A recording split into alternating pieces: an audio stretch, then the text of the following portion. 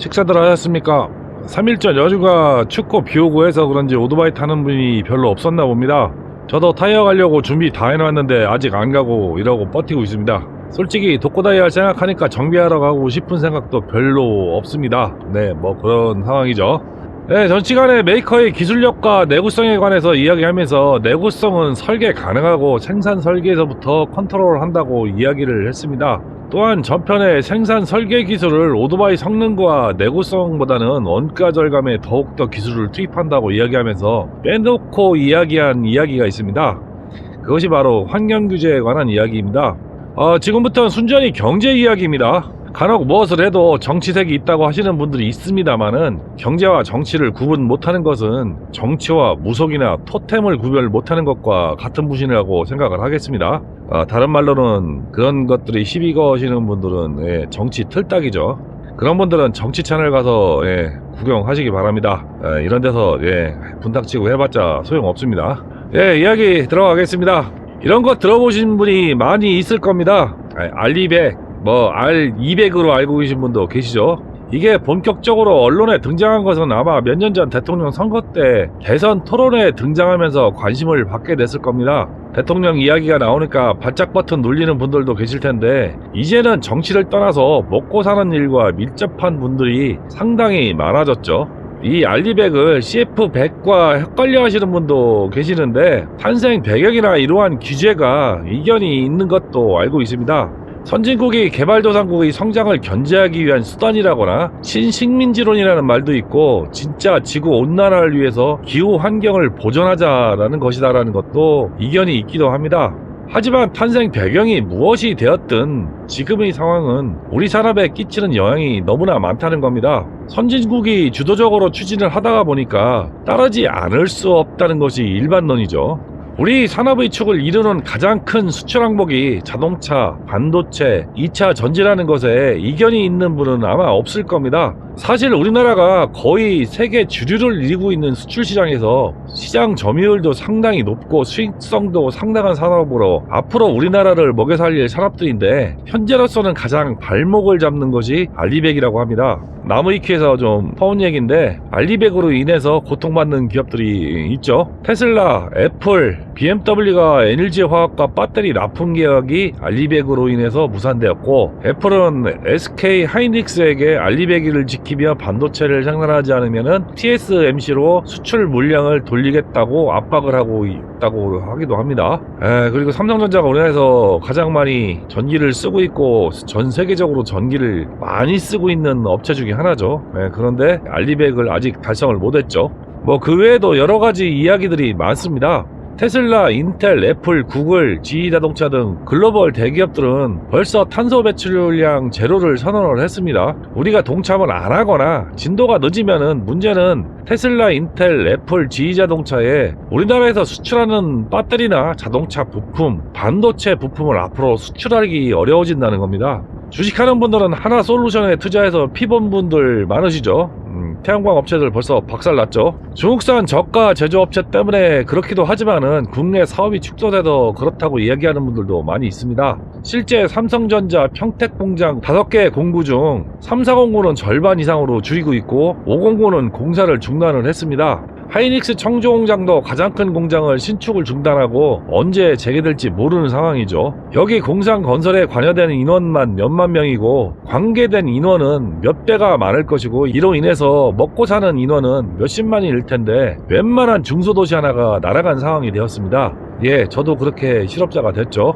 이런 산업 분야와 마찬가지로 오토바이 또한 영향이 없을 수는 없습니다. 할리가 2004년 라인업이 대폭 줄었습니다. 그 반대로 인디아는 그대로 라인업을 유지하고 있죠. 2003년에 할리가 장사를 말아먹어서 소극적으로 라인업 구성을 줄인 것인지 환경 규제를 통과 못해서 라인업을 줄인 것인지는 알 수는 없습니다. 하지만 인디언 2기통 공랭도 유로5 인증을 받은 것으로 알고 있습니다. 하지만 할리는 새로 개발된 2기통 공랭 CVO 131, 135 큐빅인치 스트리밍 이글 엔진도 유로5 인증을 못 받은 것 같습니다. 제가 실력이 없어서 그런지 기사가 하나도 없고, 이런 기사는 있네요. 2020년도에는 일부 모델이 미국 환경 인증을 받지 못해서 생산을 못한다는 기사가 있습니다. 883, 1200 에버 엔진이 승인을 못 받아서 생산이 중단이 되었다고 합니다.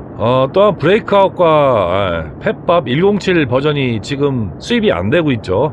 전부 114 모델로 바뀌었습니다. 미국 인증이 안 나서 그런 결과를 초래했고요. 그리고 울트라 클래식도 투어팩 있는 제품만 지금 인증을 받았다고 합니다. 107 모델은 단종이 됐죠. 그래서 114 모델만 나오는데 114 모델도 로드글라이더 울트라나 울트라 리미티드 로우도 인증을 못 받아서 사라지고요. 12호 버전과 울트라 리미티드하고 트라이글라이드 울트라 3바퀴짜리하고 몇 개만 지금 남아서 지금 인증을 받았다고 합니다.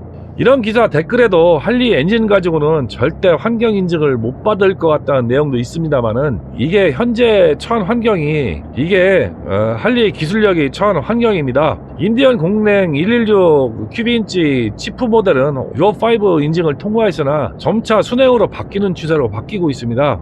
할리처럼 옛날에 하다가는 곧 회사가 망하는 거죠. 내연 자동차 생산을 하는 BMW나 아니면 혼다, 스즈키 이런 업체들은 어렵지 않게 환경 인증을 통과할 기술력을 가졌음에도 4기통을 줄이고 2기통을 만드는 다운그레이드를 열심히 하고 있습니다. 이유는 간단합니다. 열심히 투자해서 유로5를 만들어도 뒤에 유로6, 유로7이 있으니까 아예 유로6 이상을 보고 2기통으로 바꾸는 겁니다. 2035년이면은 유럽은 내연기관 생산을 중단한다고 합의를 했습니다. 여기에는 많은 자동차 회사들이 합의를 했고, 진짜로 한다고 하죠. 2023년 상하이 모터쇼는 내연기관 자동차의 마지막 모터쇼라고 얘기들을 한다고 합니다. 또한 여기에 67% 정도가 전기차로 전시를 했다고 그렇게 얘기를 하죠. 이런 상황이 이제 10년 남았습니다. 10년 뒤면은 유럽의 내연기관 자동차는 못 팔아먹는다는 이야기가 되죠. 그래서 많은 회사들이 전기자동차에 엄청난 투자를 하고 있고, 한국, 중국이 거의 선두 경쟁을 하고 있는 상황입니다. 한국은 중국가 전기차, 중국은 저가 전기차를 열심히 투자하고 있고 성과도 많이 내고 있는 상황이죠. 한국의 전기차는 일본이나 유럽을 제친 지가 좀 됐습니다. 문제는 오토바이인데, 오토바이는 중국 전기 오토바이가 시장을 독점하다시피 하고 있습니다. 국내에 돌아다니는 전기 오토바이, 전기 자전거, 퀵보드는 전부 중국산이라고 보면 됩니다. 문제는 보조금을 그냥 주니까 국내 전기 오토바이 생산 회사가 가격 경쟁에서 맥을 못 추고 있는 상황이 되었습니다. 중국산도 보조금이 똑같이 나오니까 중국산 저가 50만원, 100만원짜리 수입해서 대충 가격 300~400만원 책정해서 보조금을 타먹는 그런 악덕 메이커가 대부분이란 겁니다. 이런 이야기는 그만할랍니다. 또 정치 이야기한다는 틀딱들 달려드는 거 무서워서 이만 이야기하고 오토바이 이야기로 넘어가겠습니다. 앞으로 이런 환경 기제로 없어질 오토바이가 어떤 것이 있는지 알아보도록 하겠습니다. 우리나라는 법으로 환경 기제를 하고 있고 2년마다 정기 검사를 하고 있는 중이죠. 소음진동관리법 시행령으로 소음 규제와 소음기 규제를 하고 있습니다. 환경보전법으로 CO2 배출량과 탄화수도 배출량을 규제를 또 하고 있죠. 가장 먼저 폭탄 맞은 것이 배기관, 직관, 풀배기는 이제 불가능하죠. 2021년 관련법이 개정된 이후에 이제 풀배기가 안 됩니다. 중통 촉매가 없으면은 검사 자체가 안 되고, 생산된 오토바이는 중통이 거의 의무화되어 있죠. 두 번째, 리터급 공랭 엔진이 점차 사라지고 있습니다. 아마도 일부 기술력 있는 메이커는 충분히 개발 여력이 있음에도 불구하고 단종시키고 2기통이나 4기통 순행으로 바꾸고 있습니다. 이유는 유로5를 충족해도 유로6 등을 계속 충족하기 어렵고, 차라리 성능이 떨어지지 않는 생산비가 저렴한 2기통 순행이나 4기통 순행으로 변경하고 있는 상황이죠. 그런데 순행이나 배기량을 줄이는 노력을 못하는 회사는 이제 망하는 길로 가는 수밖에 없는 겁니다. 대표적인 회사가 할리죠. 최근에 스트리밍 이글 엔진을 배기량을 늘려서 131, 135 큐빅인치 엔진을 개발했습니다. 이러면 그냥 망하자는 얘기죠. 세 번째, 순행 4기통 이상이 없어지고 있습니다. 아주 고성능을 필요로 하는 고성능 슈퍼스포츠, 멀티, 어드벤처, 네이키드, 투어 기종의 4기통을 2기통으로 바꿔 출시하고 있습니다. 실제 야마 R1이 국내 인증에 실패해서 올부터는 국내 수입이 안 된다고 합니다. 이 현상도 공랭 엔진이 사라지는 현상과 같습니다. 그만큼 2기통 개발 기술이나 고출력을 내는 기술이 숙성됐다는 반증이기도 하고 원가 절감과 환경 규제라는 두 마리 토끼를 잡기 위한 전략으로 보입니다.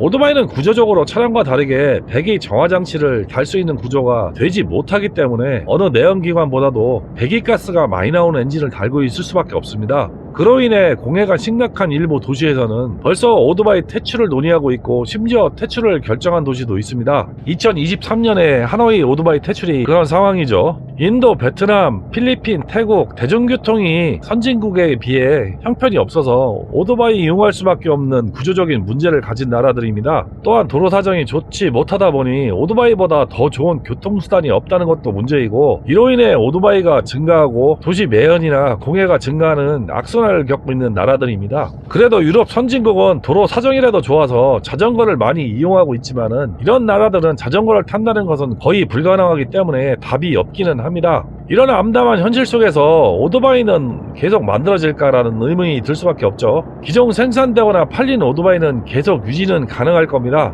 하지만 어느 순간에는 디젤 5등급 차량처럼 규제가 가해질 가능성이 높죠. 그리고 그 많은 수의 오토바이가 전기 오토바이로 바뀌어 생산될 것이고, 일부 내연기관 오토바이는 다른 형식의 efuel 연료를 사용하는 오토바이로 전환될 가능성이 상당히 높습니다. 다만 전기 오토바이는 배터리 성능이나 가격에 따라 오토바이 가격과 주행거리 한계 극복에 많은 기술력이 필요할 듯 하고요. efuel 연료는 기존 엔진에도 적용이 가능하다고 합니다. efuel 연료를 사용한다고 다 해결되는 것은 아니죠. 기존 오토바이에 넣었을 때 출력 변화나 고출력 고압축비 엔진 오토바이에 넣었을 때 문제가 없고, 연비도 현재의 휘발유 정도는 나와야 하고 가격도 비싸지 않아야 하는데 이는 장담할 수가 없습니다. 자동차 회사들은 벌써 이에 기반한 연구를 이미 마쳤다고 합니다. 실제 자동차 레이싱에는 efuel을 사용하는 경기도 많습니다. 아마도 오토바이 생산 메이커는 어느 정도 테스트가 되고 있을 것이라고 생각을 합니다. 다양한 기사에서 보듯이 다양한 실험을 하고 있는 듯 합니다. 앞으로 몇 년은 아마도 오토바이 산업도 기로에 설 것이라고 생각을 합니다.